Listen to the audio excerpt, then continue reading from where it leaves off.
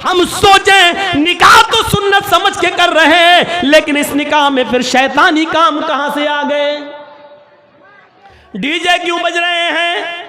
Band बाजे क्यों बज रहे हैं? जोर से आवाज के साथ गाने क्यों बजाए जा रहे हैं? शादी का इन गानों से क्या ताल्लुक? अरे तुम तो निकाह कर रहे हो, वो निकाह जिसका हुक्म जनाब मोहम्मद रसूलुल्लाह सल्लल्लाहु अलैहि वसल्लम ने दिया, नाम बदल बदल कर पिएंगे। योज़फ़ु अला रूसिहिमुल मआज़िफ़ वल मुग़न्नियात, उनके सरों के पास आलाते मौसूकी मंडरा रहे होंगे, उनके सरों के पास गाने के सामान, आलाते मौसूकी, बाजे वाजे के सामान, मौसूकी गाने के सामान होंगे उनके पास, यानी वो गाना हद से ज्यादा सुनेंगे। वल मुग़न्नियात, और गाने वालियां होंगी। गाने के सामान किसके पास नहीं है, जरा बताओ? 1400 साल पहले कहा था अल्लाह के नबी ने, उनके सरों के पास मुडला रहे होंगे, मुडला रहे हैं। एक ड्राइवर गाड़ी नहीं चलाता, रात में गाड़ी चला रहा है तो टेप रिकॉर्ड लगा हुआ है, उसमें गाने लगाएगा। बगैर गाना लगाए हुए एक ड्राइवर सफर तय नहीं कर पा रहा है। आप रात में स्टेशन के पास चाय की होटल खोले हुए हैं, तो आपको चाय की होटल पर भी गाने लगाना पड़ते हैं, ताकि सुनते रहेंगे तो रात में नींद नहीं आएगी, जागते रहेंगे। हमारे यहां अंसारी लोग, हम बिरादरी मशीन चलाते हैं, पावर लूम, तो गाने लगा लेते हैं, गाने सुनते जाते हैं और मशीन चलाते रहते हैं।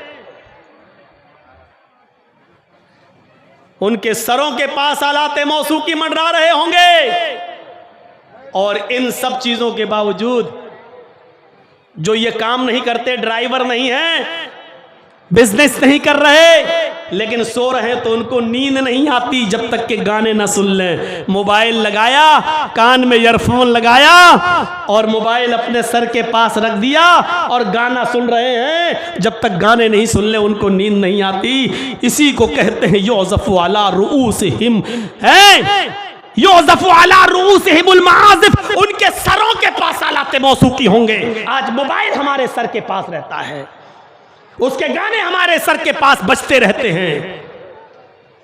वल मुग़न्नियात, गाने वालियां, कोई जरूरी नहीं है कि पैसा देकर गाने वाली को खरीद के लाओगे और वो जब डांस करेगी तभी माना जाएगा, नहीं।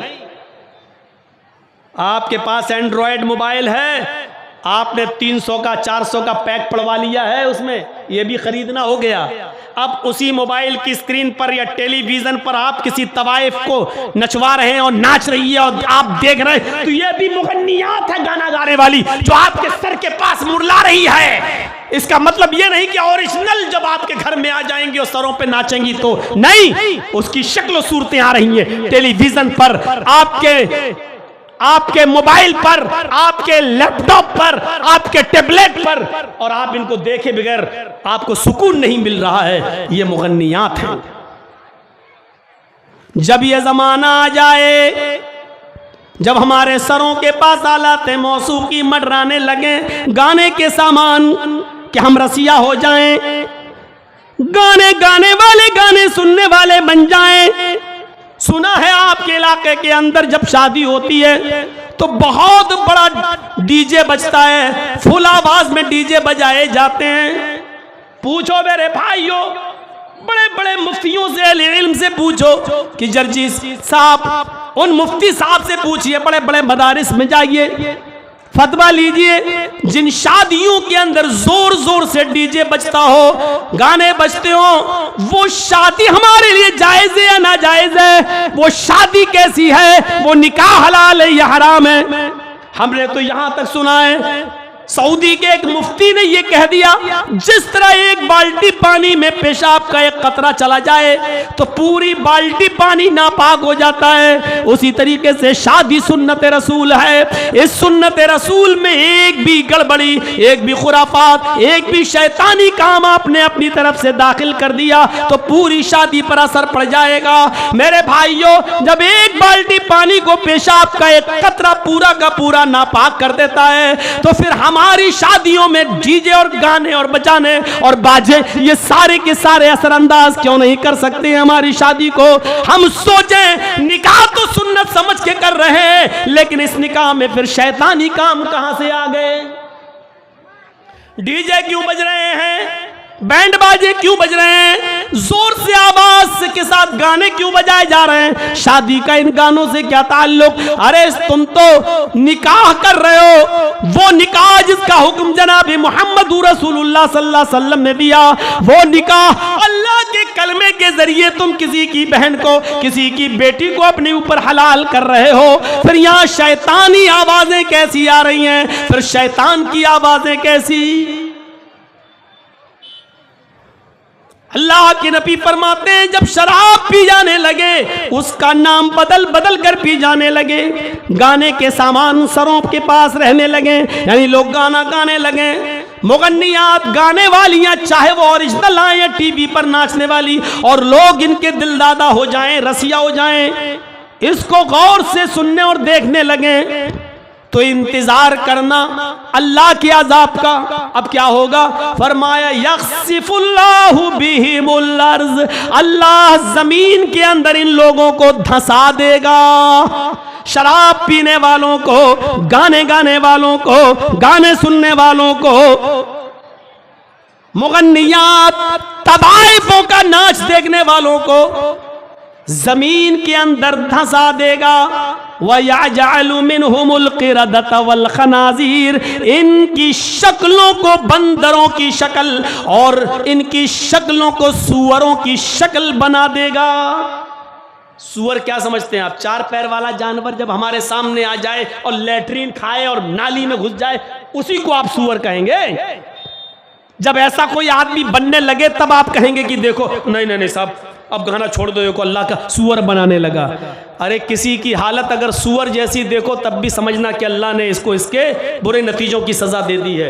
मसलन कल तक बहुत तूती बोलती हो, बहुत इज्जत हो, जहां जाता हो लोग उसको घेर लेते हो, और आज उसकी हालत हो कि उसको कोई अपने पास बिठाने के लिए तैयार नहीं, हट चल, लोग उससे सलाम करना भी गवारा न करते हो, शादियों में भी ना बुलाते हो, अपने पास बिठाना भी ना चाहते हो, उसकी इज्जत दो कौड़ी की हो चुकी हो, समाज की नजरों में गिर चुका हो, तो यह आदमी भी सूअर की तरह हो चुका है,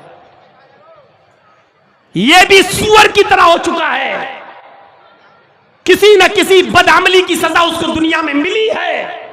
मेरे भाइयों, जब हालात अल्लाह किसी के ऐसे कर दे कि उसको सूअर की तरह जिंदगी गुजारना पड़ रही है, जहां जा रहा भगाया जा, हट हट हट हट चल, कोई उसको, और कल तक उसकी तूती बोलती थी, कल तक उसका एक शान थी, जहां जाता था 50 लोग घेर लेते थे, जहां बैठता था 50 आदमी उसके साथ होते थे, स्टेशन पे आता था तो 50 आदमी उसको रिसीव करने आते थे।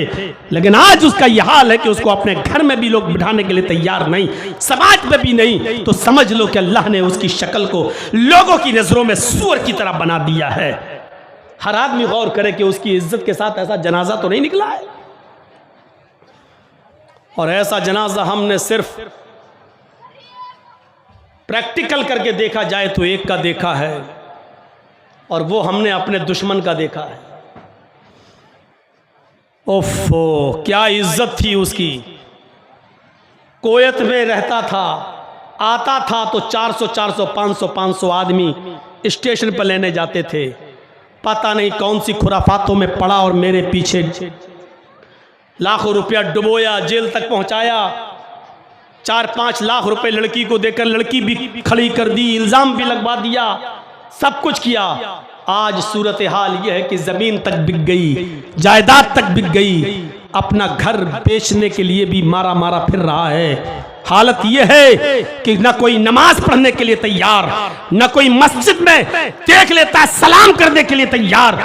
कोई आदमी, आज उसकी वो हैसियत है कि हमें कभी कभी अब उसके ऊपर रश्क आने लगता है। ये कभी मिल जाए, रास्ते पे नजर पड़ जाए तो तरस आने लगता है अंदर से मेरे भाइयों जरा गौर करो कि उसकी हालत को देखता हूं मैं, कोई पुरसाने हाल नहीं उसका। सूरत हाल ये कि उसके माँ बाप तक ने मोहल्ले के लोगों से कह दिया कि हम अपने लड़के के घर न खाना चाहते हैं न पानी पीना चाहते हैं, और यहां तक कह दिया कि अगर मैं मर जाऊं तो मेरी औलाद, मेरा ये मौलवी बेटा मेरा जनाजा तक न पढ़ाए और मेरी मिट्टी तक में शामिल न हो। ऐसी रुसवाई और ऐसी जिल्लत मैंने अभी तक किसी की नहीं देखी। इसी को कहते हैं सुअर बना देना। यजअलु मिनहुमुल क़िरदता वल खनाज़ीर। डरो कहीं अल्लाह ताला शराब पीने वाले, नाम बदल बदल कर पीने वाले और गाना गाने और सुनने वालों की शक्लों को अल्लाह कहीं सुअरों की शक्ल न बना दे। फरमाया नबी अकरम सल्लल्लाहु अलैहि वसल्लम ने, लयकूनन्ना मिन उम्मती अक़वामुन,